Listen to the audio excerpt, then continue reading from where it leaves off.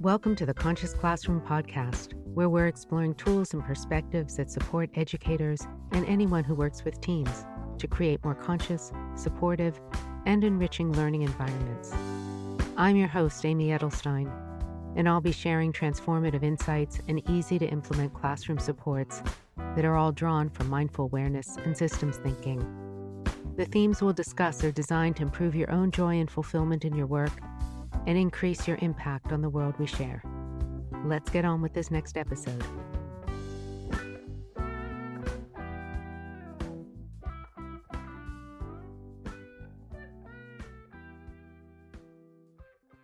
It's been a difficult day and week in conscious classrooms all around the world as we try to navigate yet another war.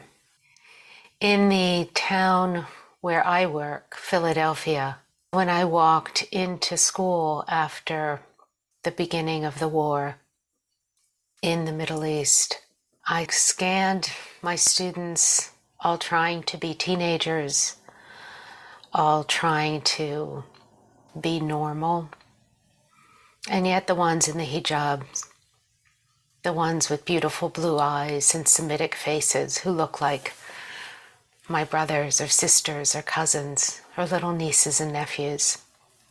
I saw retreat, withdrawal, fear, and blankness. As I struggled to read the news about what they were finding in the Jewish settlements, the kibbutzim, mostly founded by peace activists, two-state solution advocates, were atrocities and inhumanities that are unspeakable.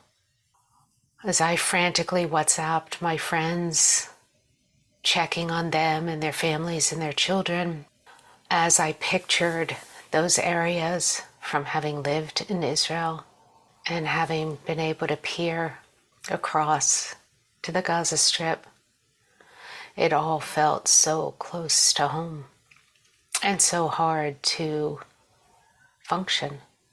So the question is, how do we help our children cope? One of my teachers, my host classroom teacher, said, "We have no protocols.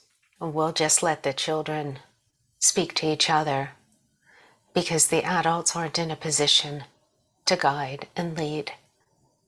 There's too much nationalism and too much anger that they're not able to hold the space for children to grapple with a world of inhumanity, degradation, and using people as pawns for some kind of political power."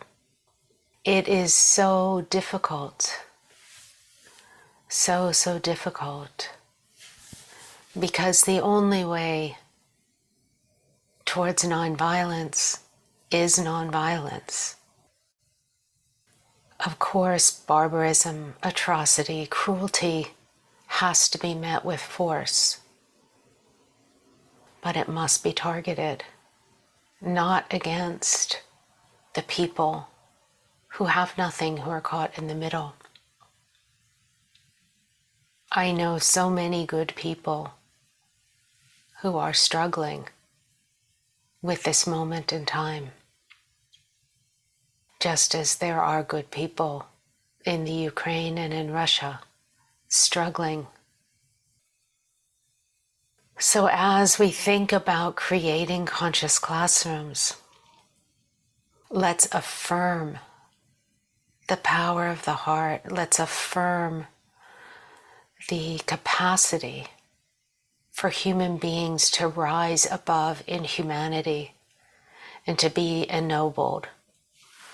Let's affirm the real possibility of compassion, of us as adults holding the heartbreak and choosing a higher ground in the midst of the rubble and the smoke and the ashes. let's hold the care for children, for the elderly, for the simple people, for the people who want to be doctors and accountants and technologists and teachers and parents, for normal people who want clean and safe surroundings, for visionary people who create communities that represent care for the land, care for each other, care for the future. Let us hold them all and hold those who are truly responsible for inciting barbarism, violence, brutality, and cruelty. Let us hold those individuals responsible and those who fund them and use them as pawns for a larger game. And let us tend to each other. Let us tend to our fellow global citizens with equal care, with equal compassion, with equal love in these very difficult times. Let us allow our hearts to open wide and center ourselves in compassion and care, allowing ourselves to draw from the depths of contemplative practice.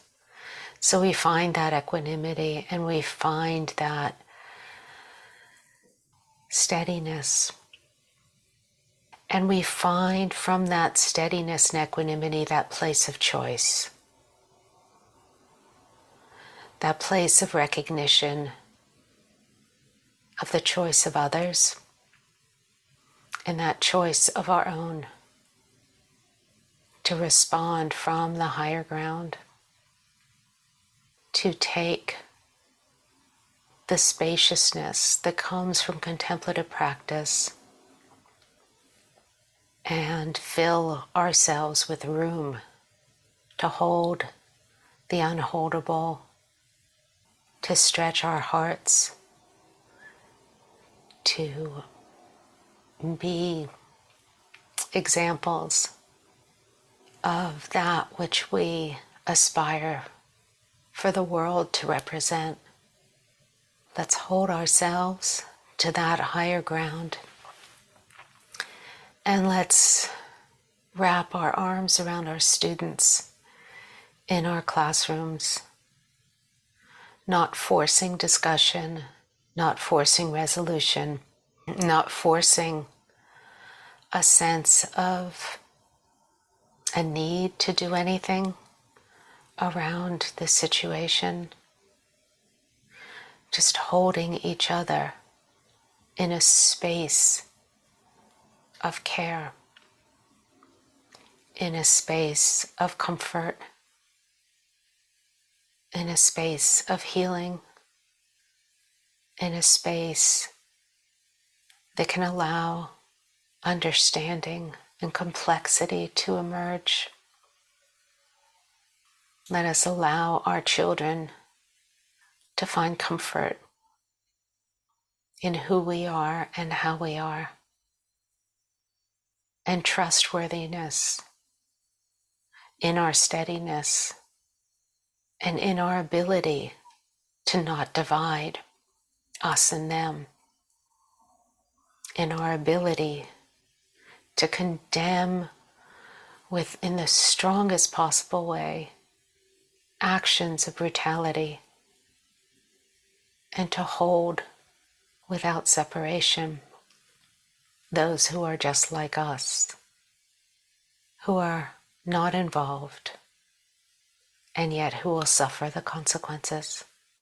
And in our classrooms, let's bring that sense of sanctity of life and that sense of dignity and that sense of hope and possibility that arises when we bear witness to the depths that humanity can sink to. And when we bear witness to our own choice, the power and possibility of human choice to rise up above that and above vengeance, above hatred, and above condemnation. Root yourself in the present. Root yourself in love. Allow your children to be rooted in connection, in friendship, and with each other. Hold space, bear witness, let go of force, let go of pushing for solution, and yet exemplify that rage against a moral wrong and that care for all those who suffer, all those who are frightened, all those who have lost, all those who are hurting, all those who have witnessed unspeakable atrocity. Let us show what the human spirit is capable of and rise to that nobility. That's what the conscious classroom is founded on. And in times like these, let us be those islands of sanctuary.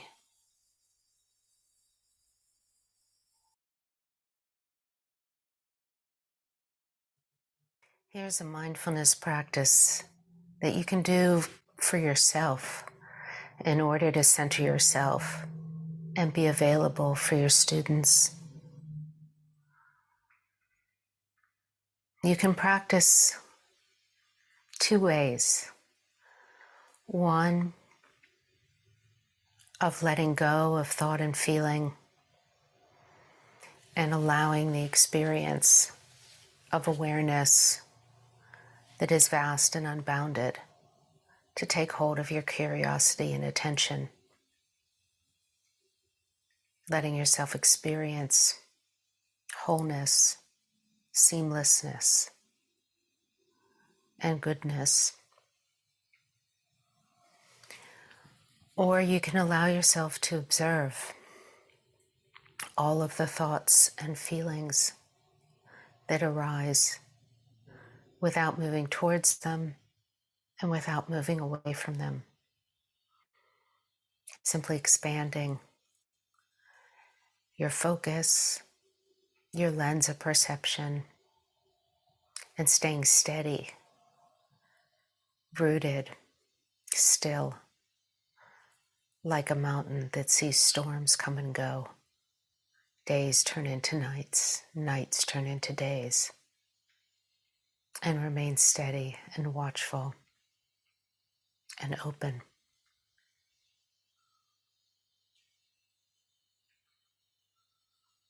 So we'll start with letting everything be and allowing our awareness to open up. And then we'll shift to being still, mindful, and gaining perspective. So you have the experience of both ways to practice during this time, and then can choose for yourself which is most supportive and which allows you to center and be available.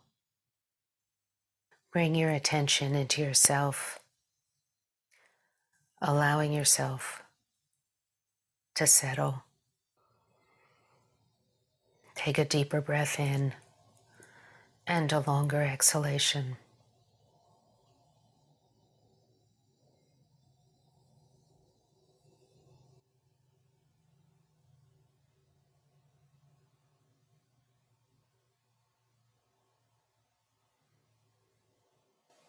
And allow your sense of awareness,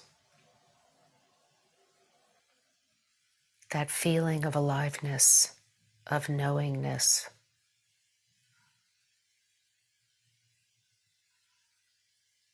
not knowing something, but presence, aliveness, awareness, to come into the foreground of your experience.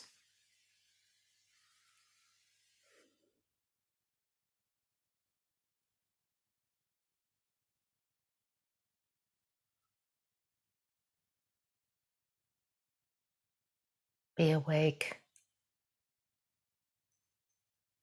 and without tension, and simply observe and allow yourself to become fascinated.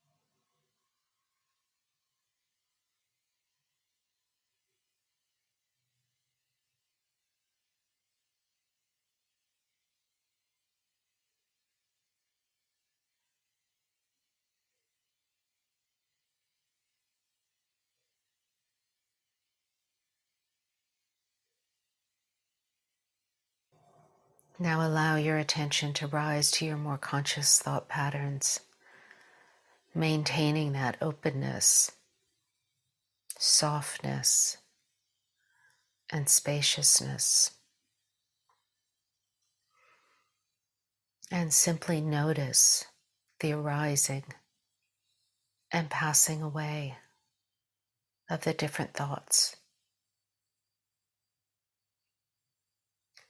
without getting too close, without sticking to them.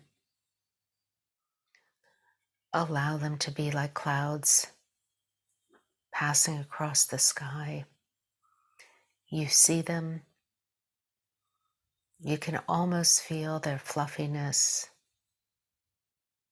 and yet you can't quite touch them because they're too far in the distance.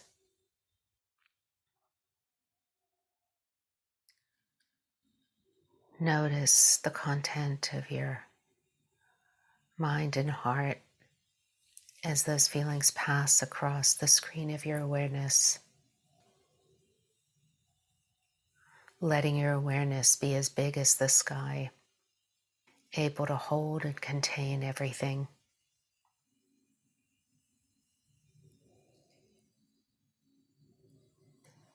Grief and sorrow, pressure and stress, accomplishment and success, kindness and nobility.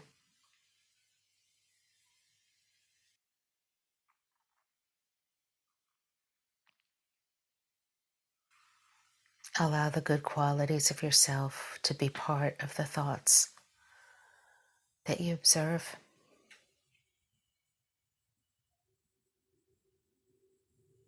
Your own steadiness, your own generosity of spirit, your own thoughtfulness, your own patience, your own care, your own passion, your own purpose.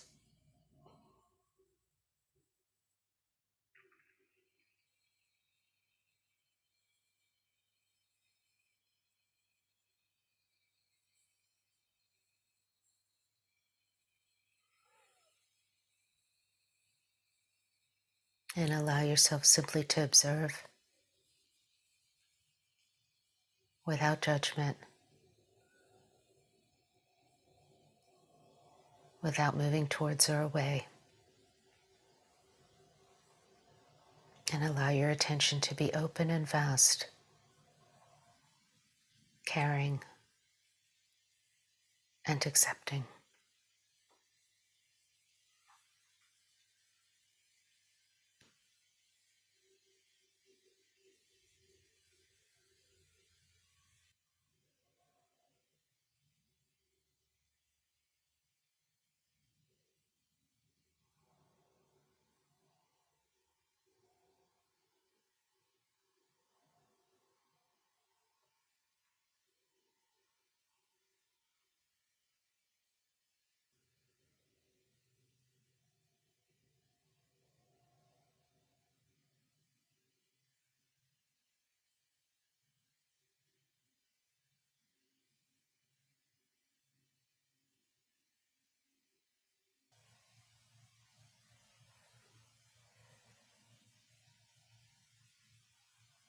Thoughts come and thoughts go, some random, some potent.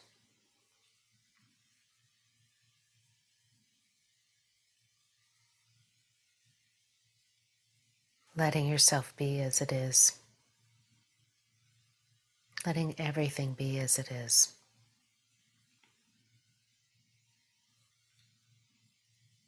And through that, steady as a mountain.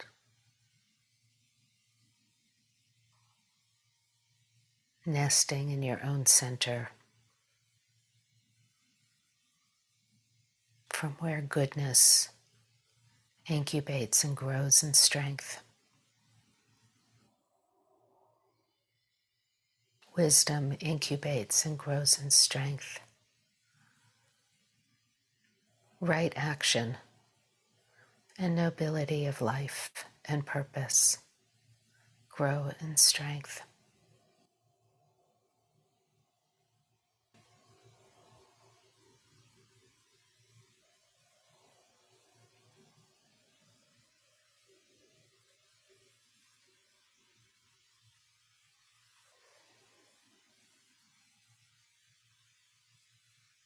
As we bring our conscious classroom practice to a close,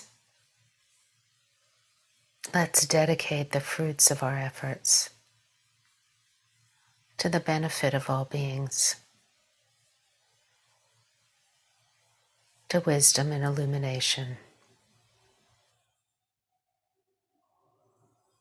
and to peace, care, and profound compassion.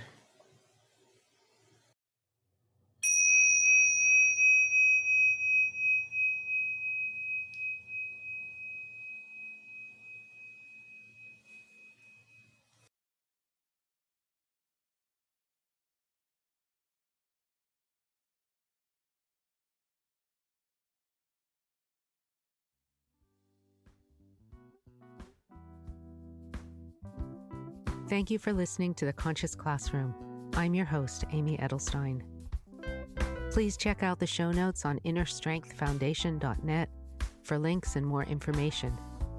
And if you enjoyed this podcast, please share it with a friend and pass the love on.